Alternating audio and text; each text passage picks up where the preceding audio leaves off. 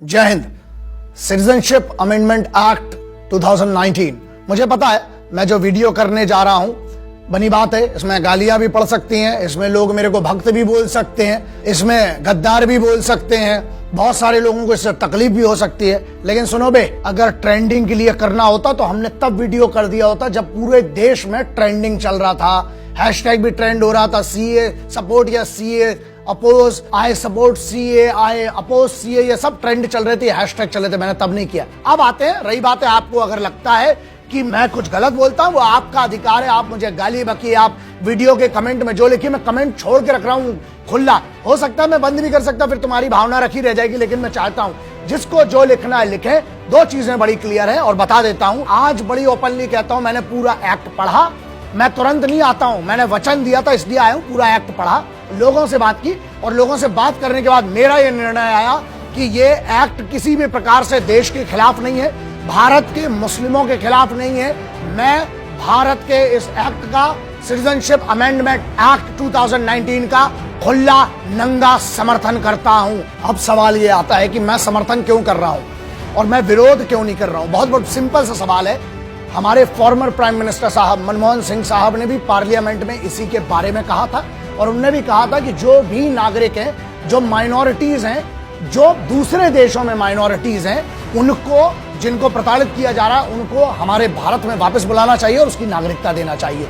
मैंने जितना पढ़ा इस पूरे एक्ट, जितना नहीं पूरा पढ़ा है, और मैं बता रहा हूं, इसमें क्लियर मेंशन है, मुस्लिम मेंशन नहीं है, इसमें यह मेंशन है कि माइनॉरिटीज, किसी की भी इसमें नागरिकता नहीं छिनती है। नागरिकता देने का कानून है जो कि बहुत पहले से चला आ रहा है, लेकिन इसको फास्ट प्रोसीजर करके 5 साल में कर दिया गया है। तो नागरिकता देने का कानून है, ना कि नागरिकता छीनने का। हमारे देश के किसी भी मुस्लिम नागरिक की, किसी भी मुस्लिम भाई की, बहन की, किसी की भी नागरिकता इससे नहीं जा रही है, क्योंकि ऐसा कोई प्रावधान ही नहीं है। एक तो ये पॉइंट है। हमारा देश हिंदुस्तान एक सेक्युलर कंट्री था, है और रहेगा। एक बार फिर से बता देता हूं, ये है छत्रपति शिवाजी महाराज, ये है शहीद भगत सिंह साहब, और ये है अशफाक उल्लाह खान साहब। अबे हम छाती में हिंदू मुस्लिम एकता लेके घूमते हैं, और जो लोग ये हंगामा कर रहे हैं। एक छोटी सी बात है, एक बात बताओ, कोई भी बिल या एक्ट कैसे बनता है? पहले जरा प्रोसीजर समझ लीजिए। मेंबर ऑफ पार्लियामेंट जो चुने जाते हैं वो हर पार्टी के होते हैं, उनको चुन के भेजा जाता है आपका प्रतिनिधित्व करने के लिए, आपका रिप्रेजेंटेशन करने के लिए। इतना समझ में आया?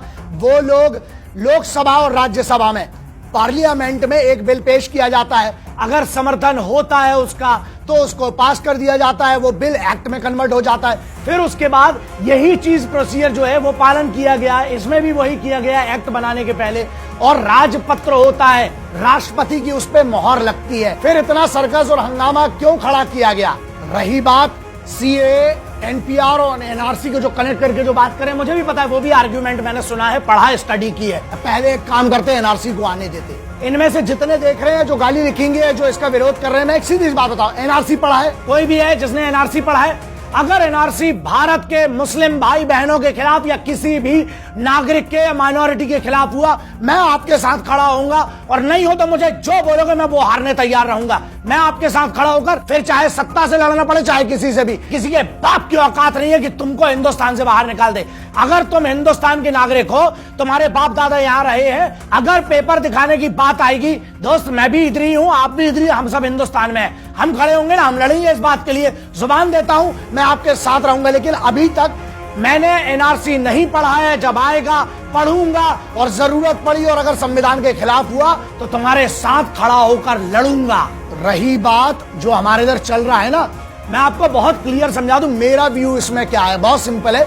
पीसफुल प्रोटेस्ट आप समर्थन में करिए, आप विरोध में करिए, कोई फर्क नहीं पड़ता है, आपका संवैधानिक अधिकार है, बिल्कुल वाजिब है, मैं उसका समर्थन करता हूं। लेकिन एक बात क्लियर रखें, दंगे, चाहे हिंदू हो, मुस्लिम हो, सिख हो, ईसाई हो, दंगे ना परमिट थे, ना है और ना रहेंगे। कानून का उल्लंघन करोगे तो कानून अगर अपनी पे आ गया तो बड़े ढंग से तोड़ेगा। जो दंगे कर रहे हैं उनकी बात है। लास्ट मैसेज बड़ा क्लियर है, ध्यान रखने की बात। गोली मारने वाली बात कि इन गद्दारों को गोली मारो, वो भी गलत है, मैं उसको नहीं बोलता हूं सही है।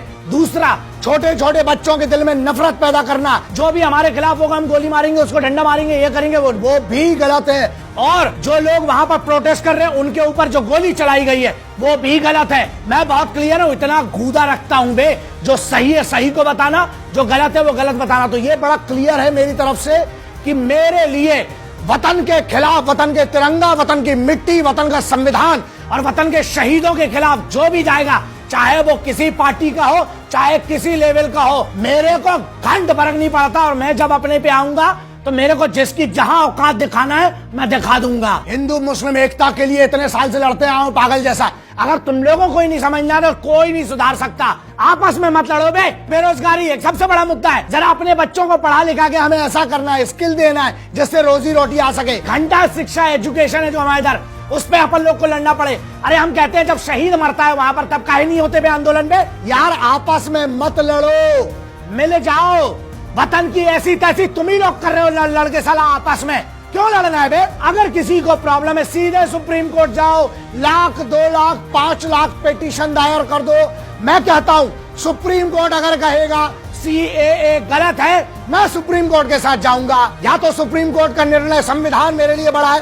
और रही बात मेरी, जय हिंद, वंदे मातरम, इंकलाब जिंदाबाद, भारत माता की जय, मेरे लिए मैटर करता था, है और रहेगा। जिसको तकलीफ है साला इससे अपनी ऐसी तैसी कराओ। मेरे पूर्वजों ने कहा, मैं कहूंगा, मेरी औलाद है, मेरे खून का एक एक टुकड़ा जय हिंद, वंदे मातरम, इंकलाब जिंदाबाद, भारत माता की जय कहेगा।